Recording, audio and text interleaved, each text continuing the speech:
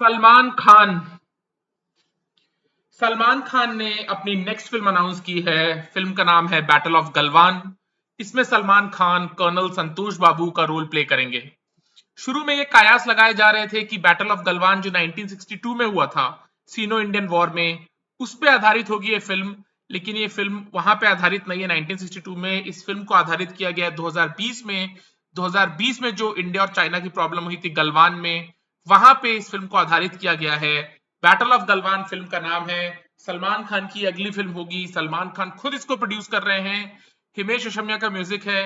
सलमान के opposite heroine है चित्रांगदा सिंह और फिल्म के डायरेक्टर हैं अपूर्व लाखिया। अपूर्व लाखिया पिछले 20 साल से अपूर्व लाखिया पिछले 20 साल से एक डायरेक्टर हैं। और आज तक अपूर्व लाखिया ने सिर्फ एक अच्छी फिल्म बनाई है जिसका नाम है शूट आउट एट लोखंडवाला। अपूर्व लाखिया ने सिर्फ एक अच्छी फिल्म बनाई है पिछले 20 साल में। And he is going to direct Salman Khan in Salman next film which is called battle of Galwan. Look, here's the thing यार। एक फिल्म आई थी लगान, राइट? आइकॉनिक फिल्म थी, कल्ट फिल्म थी, सिनेमैटिक माउंटेन मूविंग फिल्म थी। और उसमें असिस्टेंट डायरेक्टर थे अपूर्व लाखिया। लगान से जितने भी लोग जुड़े थे उन सारे लोगों को बहुत फायदा हुआ था। बाद में अपूर्व लाखिया की दोस्ती बच्चन से हो गई थी। अभिषेक बच्चन के साथ अपूर्व लाखिया ने एक फिल्म की थी। फिल्म का नाम था मुंबई से आया मेरा दोस्त, और उसमें अभिषेक बच्चन की heroine, if I am not wrong, Lara Dutta थी। उसके बाद अपूर्व लाखिया ने अमिताभ बच्चन को हीरो लेकर के एक फिल्म बनाया। फिल्म का नाम था एक अजनबी। मुंबई से आया मेरा दोस्त वॉश आउट थी, एक अजनबी वॉश आउट थी। लेकिन ये फिल्में जब लॉन्च हुई थी, इन फिल्मों का जब मुहूर्त हुआ था, ये बहुत एंटिसिपेटेड फिल्म्स थी। ये बहुत एंटिसिपेटेड फिल्म्स थी। एक डायरेक्टर जो लगान में असिस्टेंट डायरेक्टर था, वो अपनी फीचर फिल्म बना रहा है और उसमें अभिषेक बच्चन हीरो हैं। वो फिल्म एक बहुत एंटिसिपेटेड फिल्म थी, मुंबई से आया मेरा दोस्त। फिल्म वॉश आउट रही थी और फिल्म की कोई रिकॉल वैल्यू नहीं है। फिर अमिताभ बच्चन को हीरो लेकर के अपूर्व लाखिया ने फिल्म बनाया था एक अजनबी। वो भी वॉश आउट रही थी, उस फिल्म की भी कोई रिकॉल वैल्यू नहीं है। बाद में अपूर्व लाखिया ने एक फिल्म बनाया था शूट आउट एट लोखंडवाला।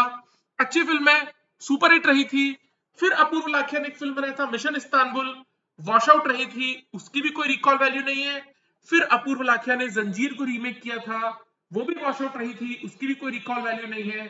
फिर अपूर्व लाखिया ने हसीना पारकर बनाया था, वो फिल्म भी वॉश आउट रही थी, उसकी भी कोई रिकॉल वैल्यू नहीं है।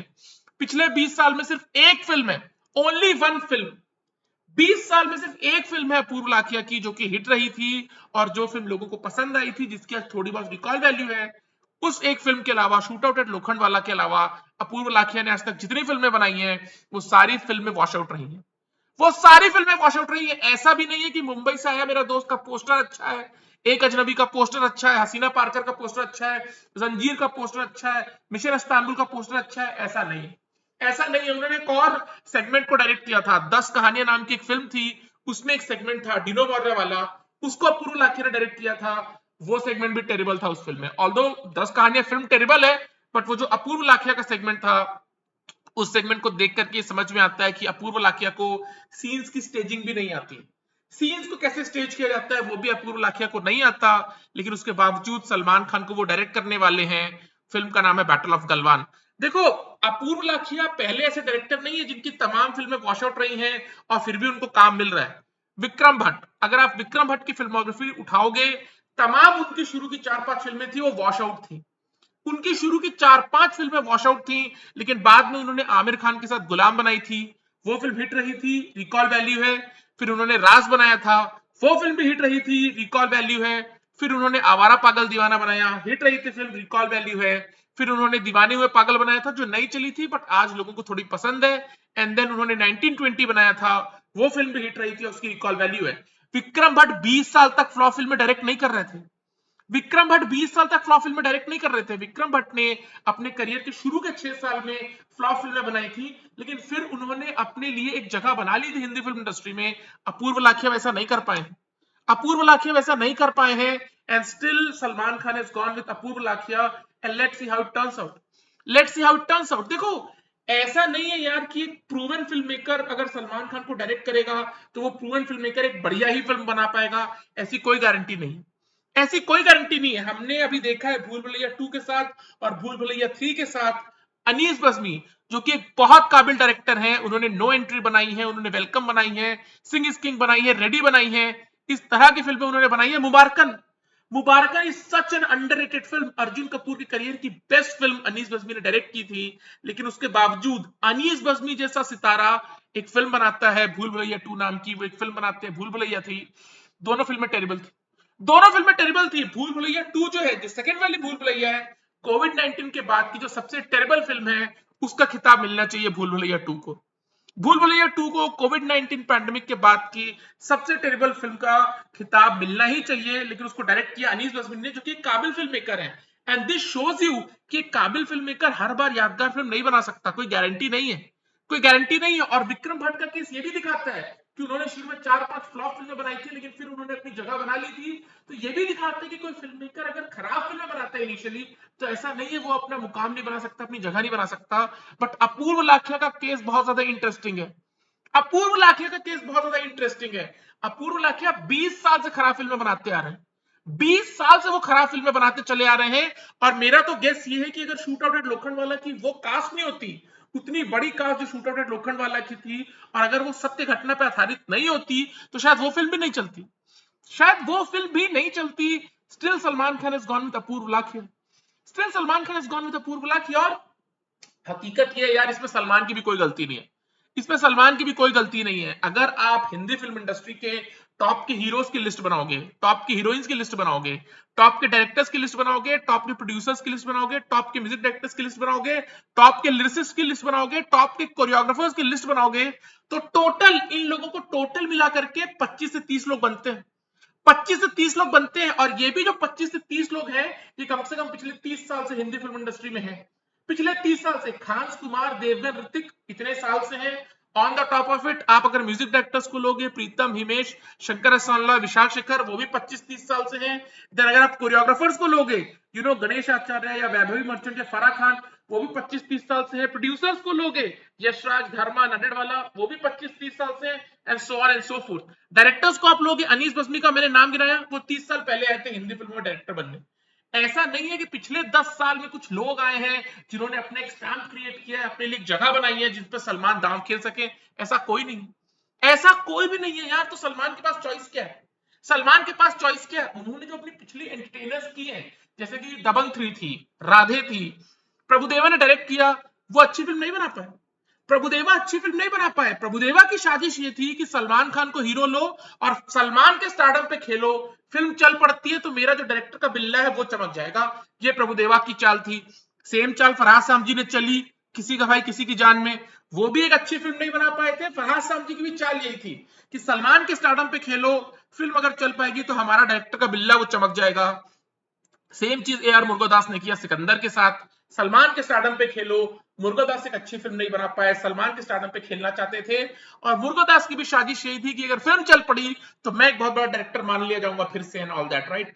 तो सलमान को ये पता है कि जो उन्होंने एंटरटेनर्स किए, प्रभुदेवा ने एक आइकॉनिक फिल्म बनाई है वांटेड सलमान के साथ, फरहाद सामजी ने एक आइकॉनिक फिल्म बनाई थी अक्षय के साथ, जिसको डायरेक्ट साजिद फरहाद ने किया था, एंटरटेनमेंट। मुर्गोदास उन्होंने गजनी और द हॉलिडे जैसी फिल्में बनाई हैं। लेकिन सलमान के साथ इन्होंने क्या किया? प्रभुदेवा दोबारा जब सलमान के साथ आए राधे में और दबंग 3 में, उन्होंने क्या किया? फरहाद सामजी ने सलमान के साथ क्या किया? मुर्गोदास ने सलमान के साथ क्या किया? कुछ नहीं किया, कुछ नहीं किया। वो लोग कोई फिल्म नहीं बना पाए सलमान के साथ। वो सलमान के स्टारडम पे खेलना चाहते थे। और सलमान को ये बात पता है, सलमान खान पिछले 35 साल से बॉलीवुड में घास नहीं काट रहे हैं। उनको पता है कि अगर वो एक अगली एंटरटेनर फिल्म करेंगे तो डायरेक्टर तो सपना दिखाएगा कि ये बना दूंगा, वो बना दूंगा, फला कर दूंगा, ढिमका कर दूंगा, और कोई कुछ नहीं कर पाएगा। हर कोई सलमान के स्टारडम पे खेलना चाहता है, and it's not working out for Salman at the box office. It's not working out for Salman at the box office. Salman Khan की लास्ट एंटरटेनर फिल्म कौन सी थी जो कि आइकॉनिक है? आई am not talking about box office, I'm not talking about box office. I'm talking about a film starring Salman Khan, जो कि एक crowd pleaser थी, एक एंटरटेनर थी, और वो आइकॉनिक है। टॉप ऑफ द माइंड हमें याद नहीं आ रहा, टॉप ऑफ द माइंड हमें याद नहीं आ रहा। टाइगर जिंदा आप कह सकते हो, ब्लॉकबस्टर थी वो फिल्म, बट आई थिंक वो एक बहुत कमजोर फिल्म है, वो एक बहुत कमजोर फिल्म है। सलमान खान की वो लास्ट कौन सी फिल्म थी जो क्राउड प्लीजर थी, लोगों को बेहद पसंद आई थी, लोगों को बेहद पसंद आई थी? शायद किक थी, किक के बाद कोई फिल्म नहीं आई सलमान की वजह से, किक के बाद कोई फिल्म नहीं आई। बजरंगी भाईजान एक क्राउड प्लीजर फिल्म नहीं थी। सुल्तान स्पोर्ट्स ड्रामा थी। प्रेम रतन धन पायो आप बोल सकते हो मे बी क्राउड प्लीजर थी, लेकिन वो भी क्या लोगों को उस तरह से पसंद आई थी? ठीक ठाक पसंद आई थी, लेकिन क्या उस तरह से पसंद आई थी? The answer is no. The answer is no. तो सलमान को करना तो कुछ डिफरेंट ही था, he is doing something different. But Apoorva Lakhia यार, I really don't know, I really don't know. मैं ऐसे किसी डायरेक्टर को नहीं जानता हूं, ना हॉलीवुड में, ना बॉलीवुड में, ना किसी और वुड में, जो 20 साल से लगातार डिजास्टर फिल्में, टेरिबल फिल्में बनाता चला आ रहा है और अचानक से उसने 22वें साल में, 23वें साल में एक आइकॉनिक फिल्म बना दी। मैं ऐसा कोई एग्जांपल नहीं जानता, मैं ऐसा कोई एग्जांपल नहीं जानता। ज्यादा से ज्यादा ये हो सकता है कि फिल्म हिट हो जाएगी, ब्लॉकबस्टर हो जाएगी, लेकिन क्या अपूर्व लाक्ष्य एक आइकॉनिक फिल्म बना पाएंगे? I have my doubts, I have my doubts. It's just not gonna happen, it's just not gonna happen यार। यू नो, एक डायरेक्टर जब यंग होता है तब उसके अंदर जो शोला फड़क होती है एक फिल्म बनाने की, वो पीक पे होती है, वो पीक पे होती है। और लगातार जब अच्छी फिल्में नहीं बनती है तो कोई कितना भी बड़ा तोप आदमी हो यार, उसके जो टंटे होते हैं वो गिरी जाते हैं, उसका जो एक एटीट्यूड होता है वो कम हो ही जाता है, उसका वो शोला फड़क कम हो ही जाता है, उस डायरेक्टर का शोला फड़क कम हो ही जाता है। ये आखिरी मौका है अपूर्व लाखिया के पास, और वो मौका भी उनको मां सरस्वती के वरदान से मिला है, क्योंकि अपूर्व लाखिया का जो ट्रैक रिकॉर्ड है उसके बेसिस पे तो उनको ये फिल्म नहीं मिल सकती थी, ट्रैक रिकॉर्ड के बेसिस पे उनको ये फिल्म नहीं मिल सकती थी। मे भी अपूर्व लाखिया ने मेहनत बहुत की होगी, प्री प्रोडक्शन बहुत अच्छा किया होगा, स्क्रिप्ट सलमान को सुनाई होगी, वो सलमान को बहुत भाई होगी, क्योंकि I don't think Salman Khan Apoorva Lakhia के ट्रैक रिकॉर्ड के बेसिस पे उनको डायरेक्टर बना दिए होंगे, वो तो पॉसिबल ही नहीं। Since Salman Khan is also the producer of the film, ये पॉसिबल नहीं है कि अपूर्व लाखिया के ट्रैक रिकॉर्ड पे उनको ये फिल्म मिली होगी। ये बिल्कुल हो सकता है कि उन्होंने प्री प्रोडक्शन वर्क बहुत अच्छा किया होगा, स्क्रिप्ट पे बहुत अच्छा काम किया होगा, सीन्स बहुत अच्छे सोचे होंगे, अपना विजन सलमान को दिखाया होगा। बट अगेन यार, पर्चे से पर्दे का जो वो सफर है वो बहुत डिफरेंट होता है। अपूर्व लाखिया का जो माइंड है वो अभी तक वो अपने को प्रूव नहीं कर पाए। अगर आप देखोगे मुंबई से आया मेरा दोस्त, वो एक अलग जॉनर है, अलग कहानी है। एक अजनबी अलग जॉनर है, अलग कहानी है। शूट आउट एट लोखंड वाला अलग जॉनर है, अलग कहानी है। मिशन इस्तांबुल अलग जॉनर है, अलग कहानी है। जंजीर एक रीमेक है, अलग जॉनर अलग कहानी। हसीना पार्कर अलग जॉनर अलग कहानी। तो ऐसा नहीं है कि अपूर्व लाखिया रोमांटिक फिल्म्स के लिए जाने जाते हैं, ड्रामेडीज के लिए जाने जाते हैं, कॉमेडीज के लिए जाने जाते हैं, एंटरटेनर्स के लिए जाने जाते हैं। अपूर्व लाखिया को तो मुझे ऐसा लगता है अभी तक अपनी वॉइस भी नहीं मिली है इन फिल्म्स। सो ये चीजें हैं। आई थिंक अभी कुछ साल पहले तक तो वो बना रहे थे वेब सीरीज, वो वेब सीरीज भी नहीं चला, तो किसी को उम्मीद नहीं थी कि अपूर्व लाखिया एक फिल्म डायरेक्ट कर पाएंगे, और वो भी फिल्म जिसमें सलमान खान हीरो है। सो लेट्स सी कि सलमान ने क्या देखा है अपूर्व लाखिया में। क्योंकि जैसा कि मैंने कहा यार, मटेरियल के अलावा तो अपूर्व लाखिया कोई भी ऐसा डिफेंस नहीं दे सकते सलमान को कि मेरा ट्रैक रिकॉर्ड देख लो और उसके बेसिस पे मुझे काम दो, एक वक्त पे मैं था। वैसा कुछ नहीं है, वैसा कुछ नहीं है। सब कुछ यही हो तक सकता है कि भाई प्री प्रोडक्शन फिल्म का अच्छा रहा हो, सलमान को स्क्रिप्ट बहुत अच्छी लगी हो, जो सीन सलमान को समझाए गए हो, जो विजन दिखाया गया हो, उसी बेसिस पे हो सकता है सलमान ने उनको हाँ बोला हो, क्योंकि ट्रैक रिकॉर्ड अपूर्व लाखिया का नहीं है, ट्रैक रिकॉर्ड अपूर्व लाखिया का तो नहीं है यार। सो ये सारी चीजें हैं, ये सारी कश्मकश में सलमान भी हैं, कश्मकश में अपूर्व लाखिया भी हैं। मुझे पर्सनली ऐसा लगता है कि शायद फिल्म चल जाए या शायद फिल्म ना भी चले, बट क्या अपूर्व लाखिया एक आइकॉनिक बेंचमार्क वाली फिल्म बना पाएंगे? I would say no, I would say no, but best of luck to Apurva Lakhiya and best of luck to Salman Khan for this film, right? Chalo, bye.